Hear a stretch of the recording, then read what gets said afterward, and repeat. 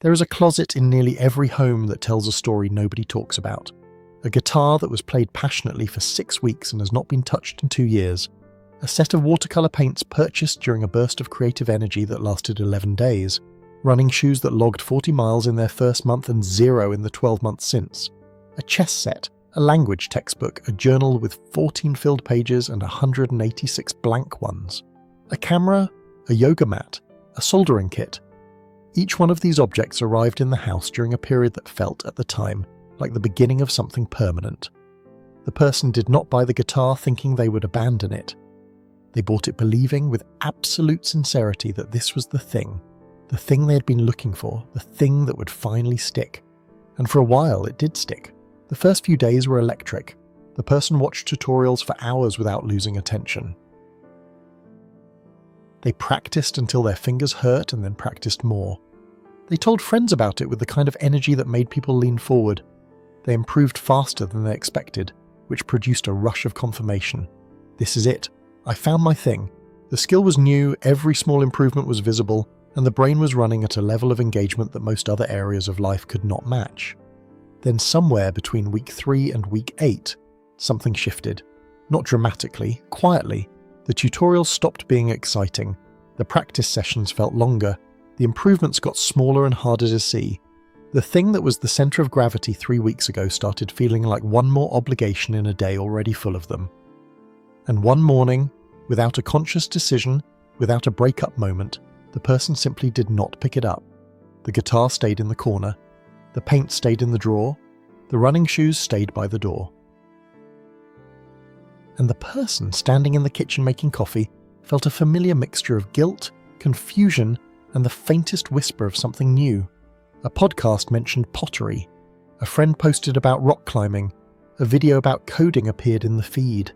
And the spark, the exact same spark, lit up for something else entirely. The first mechanism is neurochemical, and Nico Bunzeck and Duzel documented it in 2006 at University College London. Using functional MRI, they demonstrated that the substantia nigra and ventral tegmental area, the brain's primary dopamine production regions, show significantly higher activation in response to novel stimuli compared to familiar ones. Novelty itself, independent of the content, triggers dopamine. A new hobby is, from the brain's perspective, a concentrated source of novel input. New movements, new concepts, new visual patterns, new vocabulary, new challenges that have never been encountered before. Each one generates a dopamine response that the brain interprets as reward. The person is not just enjoying the hobby, they are being neurochemically rewarded for the novelty of the hobby, and the brain does not distinguish between the two. This is where Wolfram Schultz's research on reward prediction error, published across multiple studies from 1997 onward, becomes critical. Schultz demonstrated that dopamine neurons do not fire in response to rewards themselves. They fire in response to the difference between expected reward and received reward. When a reward is unexpected, dopamine surges. When a reward matches expectation exactly, dopamine remains flat. When a reward is less than expected, dopamine drops below Poe's baseline. Applied to the hobby cycle, the math is precise. Week 1, everything's unexpected. The person did not know they could make that sound on the guitar, did not know they could run that far, did not know watercolours behave that way. Every session produces surprise. Surprise equals prediction error. Prediction error equals dopamine. Dopamine equals motivation. Week 4. The surprises have become familiar. The person knows roughly what to expect from a practice session. The movements are partially learned. The challenge level is known. The prediction error drops because the brain has built a model of the activity and the model matches reality. The dopamine signal flattens, not to 0, but to a level that no longer produces the sensation of being pulled toward the activity. The hobby has not changed. The neurochemistry has. The second mechanism is structural and it operates at the skill acquisition level. Csikszentmihalyi described the flow state in 1990 as the condition that emerges when the challenge of a task is precisely matched to the skill of the person performing it. Too much challenge produces anxiety. Too little produces boredom. The sweet spot, the flow channel, is narrow. For a beginner, the flow channel is wide. Almost anything is challenging enough to be engaging, but not so challenging as to be overwhelming. A first guitar chord is difficult but achievable. A first 2-mile run is hard but completable. A first watercolor wash is unpredictable but forgiving. The beginner lives in a broad, generous flow channel where engagement is almost automatic. Then the beginner gains arrive, the first chord progression, the first 5-mile run, the first painting that actually looks like the reference. These early gains are large, visible, and emotionally satisfying. The brain logs them as evidence that the trajectory is upward and steep, and then the wall appears. The intermediate plateau, the gains slow dramatically. The distance between visible improvements stretches from days to weeks to months. The chord progressions require muscle memory that takes hundreds of repetitions to build. The running pace improvement requires months of consistent mileage. The watercolor technique demands a level of controlled precision that cannot be achieved through enthusiasm alone. The flow channel narrows. The challenge is now high enough to produce frustration, but not high enough to produce the adrenaline of crisis. The reward per hour of practice drops sharply, and the brain, running the prediction error calculation continuously, reaches a conclusion. The return on investment for this activity has fallen below the threshold that justifies the energy expenditure. The hobby is no longer paying its dopamine rent. The brain begins scanning for the next source, not consciously, not as a decision, as a reallocation of attention resources toward wherever the prediction error signal is highest. And the highest signal is always the newest thing. Russell Barkley described a concept that connects these two mechanisms into a single framework: the interest-based nervous system. For brains with executive function differences, and this pattern is especially pronounced in them, although it exists on a spectrum across the general population, motivation is not generated by importance, consequence, or obligation. It is generated by interest. When interest is present, the system activates fully. Focus is sharp. Energy is high. The person can practice for 6 hours without eating. When interest fades, no amount of willpower can compensate. The system does not respond to should. It responds to want. And want is governed by prediction error, by novelty, by the gap between expectation and surprise. The person is not choosing to abandon the hobby. Their motivational system is interest-dependent, and the interest has been consumed by familiarity. Asking them to continue through willpower is like asking someone to feel hungry when they are full. The mechanism that produces the drive has completed its cycle. The fuel is spent. This is where the pattern begins to cost something beyond lost hobbies, because each abandoned interest leaves a residue in the identity system. James Clear's framework applies here with painful precision. Every time a person starts a hobby, they begin building an identity. I am someone who plays guitar, I am a runner, I am an artist, and each practice session is a vote for that identity, and each time the person walks away, the identity is not just unbuilt. It is actively damaged. The brain logs a countervote. I am someone who starts things and does not finish them. Over years, over dozens of abandoned hobbies, the countervotes accumulate until the dominant identity is no longer any specific skill or interest.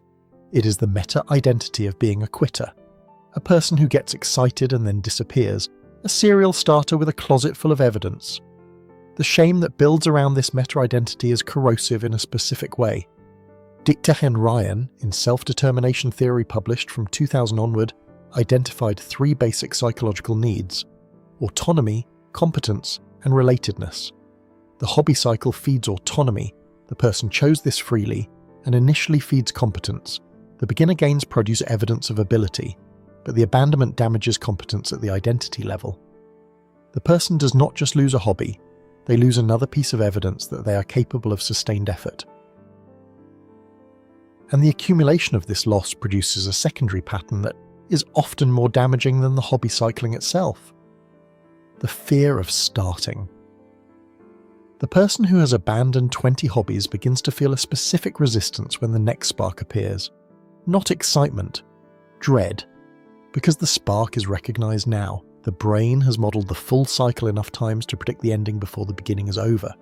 The person sees the pottery class and thinks, I will love this for 3 weeks and then it will end up in the closet with everything else.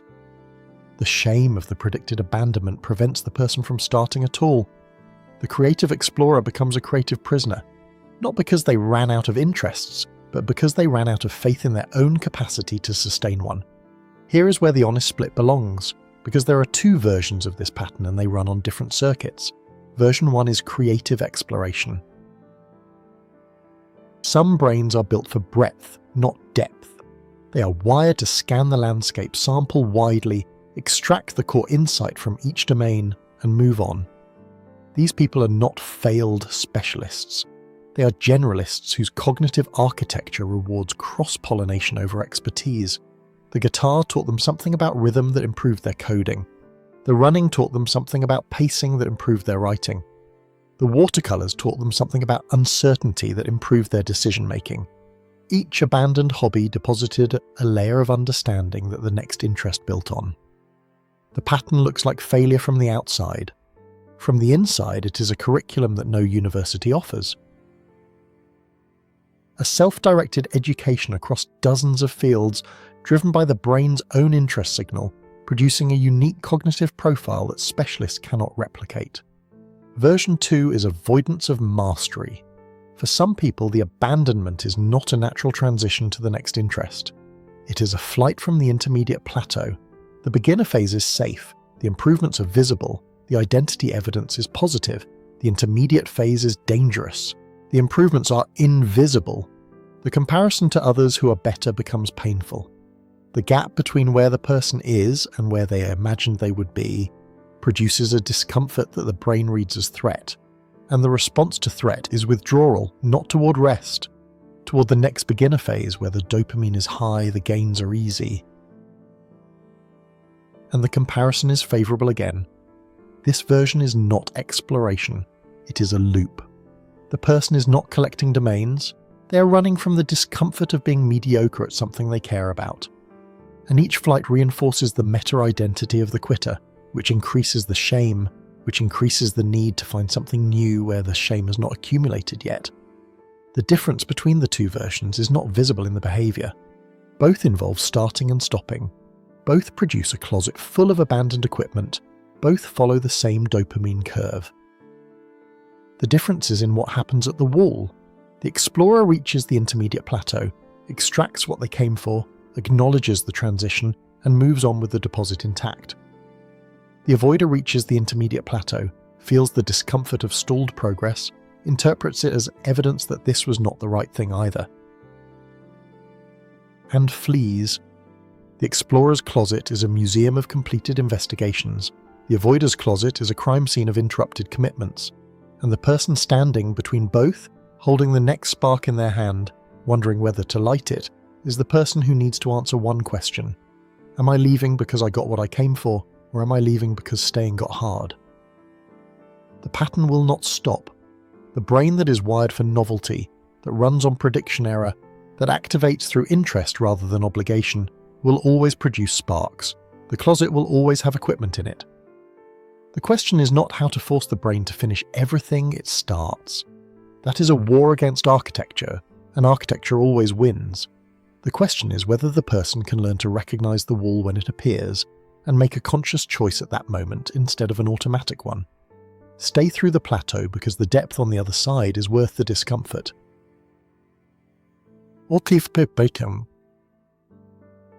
Because the extraction is complete and the next domain is calling, either answer is valid. The automatic answer, the one where the brain decides by withdrawing the dopamine and the person follows without noticing, is the one that fills the closet and empties the identity. The conscious answer, whichever direction it goes, is the one that leaves the person intact.